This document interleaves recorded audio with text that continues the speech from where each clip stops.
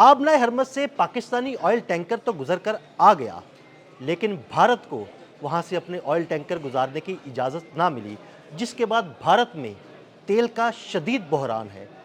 भारत के कई शहरों में पेट्रोल पंप्स पर लंबी लंबी लाइनें लगी हुई हैं। सारी सूरत हाल के बारे में आमिर रज़ा से बात करते हैं। आमिर भाई, पाकिस्तान में अल्लाह का शुक्र है कोई ऐसा क्राइसिस नहीं है, बहुत अच्छे तरीके से पेट्रोल मिल रहा है, लेकिन भारत में क्राइसिस जो है वो शिद्दत इख्तियार कर गया है। पेट्रोल पंप पर लंबी लाइनें लगी हुई हैं और भारत को अपने ऑयल टैंकर्स गुजारने की इजाज़त नहीं मिल रही। जिसकी इजाज़त मिली वो भी $20 लाख देकर इजाज़त मिली। देखिए, पहली बात तो ये है कि समझना ये चाहिए कि ये जो आबनाए हरमज़ है ये बहुत अहम है बहुत सारे ममालिक के लिए, पाकिस्तान भी उसमें शामिल है, इसमें कोई दूसरी शक नहीं है। मैं कल ही एक वीडियो देखी, मैं उसका जिक्र सुबह कर भी रहा था कि ज़ियाउल हक जो हैं मरहूम, उन्होंने ये बात कही। उन्होंने कहा कि जो आबनाए हरमज़ पे कब्ज़ा करेगा वो मिडल ईस्ट पे काबज़ होगा। आबनाए हरमज़ जो है ये लाइफलाइन है और रशिया इससे, ये उस वक्त की बात है जब रशिया इन्वेड कर रहा था, कई साल पहले सही पहले की बात है। उन्होंने कहा 40 साल पहले की बात है। 79 की बात समझिए आप उसको।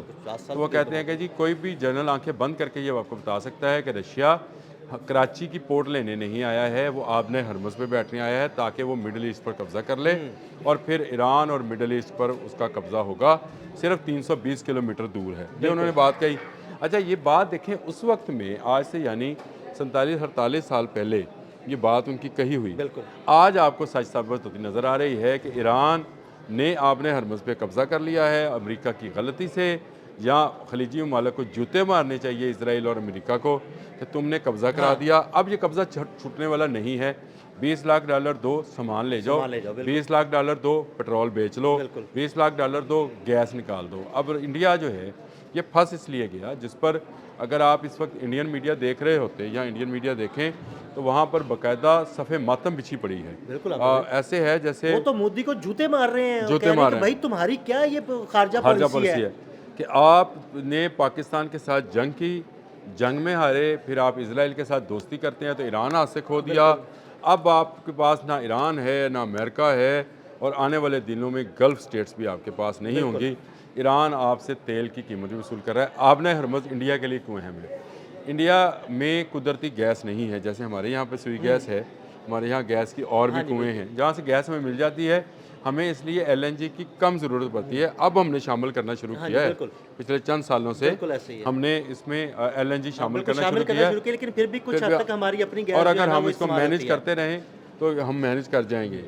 हम किसी न किसी तरीके से अपना काम चला लेंगे, राशनबंदी करें या कुछ भी करें, अपनी गैस मौजूद है। इंडिया के पास तो 1 क्यूबिक फिट गैस नहीं है, उसकी सारी गैस आनी है बाहर से, और उसकी 50% एनर्जी की जो सूरत हाल है, जो उसकी तेल और गैस की ज़रूरियात हैं, वो आबनाए हरमज़ पूरी करता है। हाँ जी।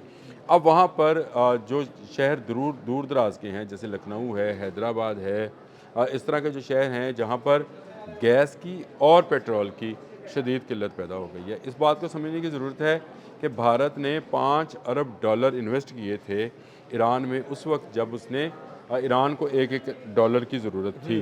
उसका मकसद यही था कि ईरान से सस्ता तेल और गैस जो है वो हासिल करेगा। ईरान में ना सिर्फ तेल है बल्कि गैस भी बहुत ज़्यादा है, और उसके समुद्रों में एलएनजी भी है। हाँ जी। ये भी मैं आपको बता दूँ। लेकिन हुआ ये कि भारत ने एक ऐसा ही चाल चली कि पाकिस्तान से शिकस्त खाने के बाद उसने इसराइल के साथ जाके हाथ मिला लिया। चाल चली, वो चाल उसके गले पड़ गई। गले पड़ गई। अब जैसे ही उसने हाथ मिलाया, जिथे पैर उत्थे खैर, मजाकन कहने होने कि तूने बर्बादी फेर दी। खुद तो बर्बाद हुआ, इसराइल को भी बर्बाद करवा दिया। इसराइल ने हमला कर दिया ईरान पर, और ईरान ने तेल की जो है उस पर पाबंदी आयद कर दी। अब उसके पास 50% तो आबनाए हरमज़ से गुजर के आती थी गैस और तेल, और 50% उसके पास रशियन आयल आता था, जिसको सिर्फ 1 माह के लिए इजाज़त दी गई है। इसलिए जो इस वक्त ज़खायर हैं भारत के पास, वो तकरीबन 17-18 दिनों के बाकी रह गए हैं। अब अगर उसको वो निकाल दें तो इसका मतलब है स्ट्रेटेजिकली तो वो बहुत बड़ी गलती होगी, और उसका खमियाजा उसको निकाल दे, उसकी इंडस्ट्री बंद, उसका नहीं, उसका इंडस्ट्री बंद होने से मैं आपको बताता हूँ, चीज़ नहीं चल पाएगी, नहीं, पहिया बंद हो जाएगा। मैं आपको बताता हूँ, पहिया बंद होना ना होना एक अलग बात है, लेकिन अगर इसको निकाल दे तो आप यूँ समझें कि जैसे भारत माता के कपड़े उतार दिए गए।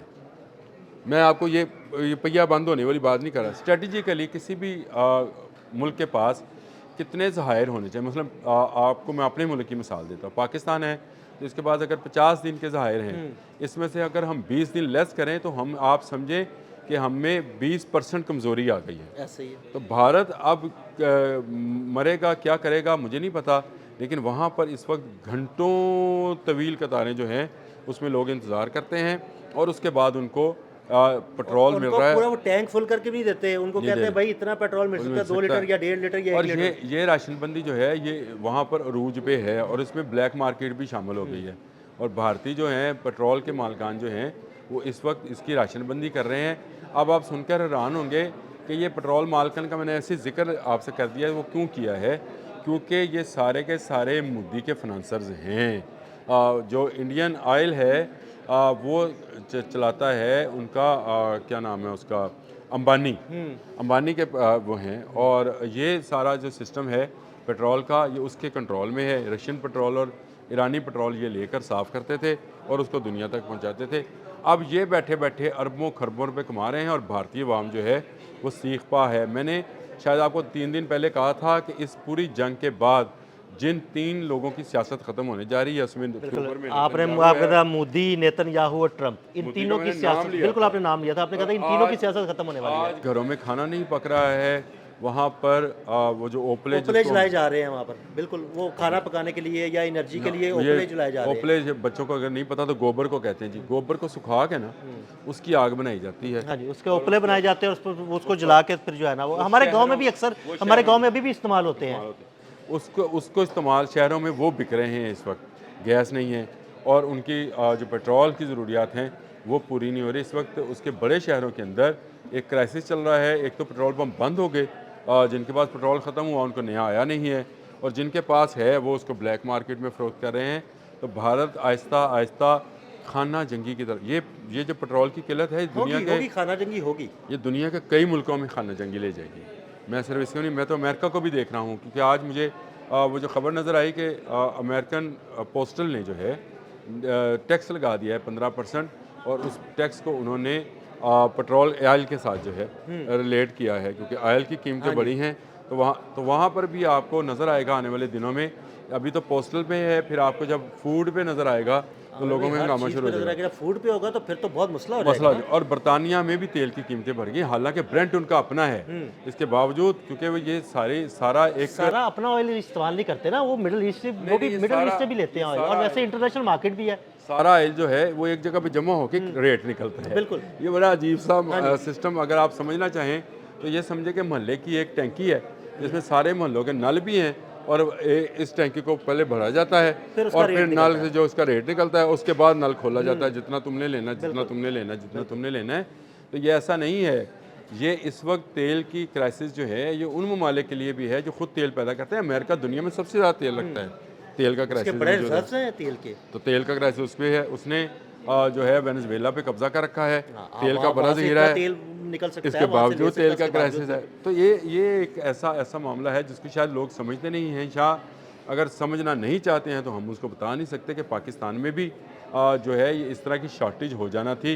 ये पाकिस्तान गवर्नमेंट की बेहतरीन हिकमत अमली है जिसकी वजह से आज आपको पेट्रोल खुले आम मिल रहा है और पाकिस्तान वहाँ से 3-4 ऑयल टैंकर्स बाआसानी बाहिफाजत गुजार के पाकिस्तान लेके आ चुका है बिना पैसे दिए। और इसीलिए आपको नज़र आएगा कि तेल की कीमतें जो पिछले 2 हफ्ते से नहीं बढ़ी थी, अगर बढ़ी भी है तो मामूली नवीद की बढ़ी है।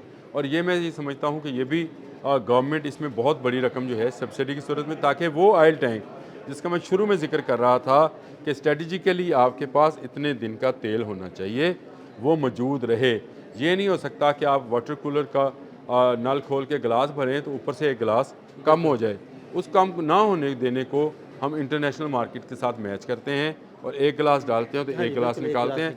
भारत में वो गिलास जो ऊपर वाला है वो 50% रुक गया है और नीचे वाला भरा जा रहा है वहाँ पर, इसलिए शॉर्टेज आपको नज़र आ रही है। बहुत शुक्रिया आमिर भाई जी। बिल्कुल मज़ीद अपडेट्स के लिए अदील अहमद और आमिर रज़ा को फॉलो करते रहें। अब तक के लिए इजाज़त दीजिएगा। अल्लाह हाफ़िज़।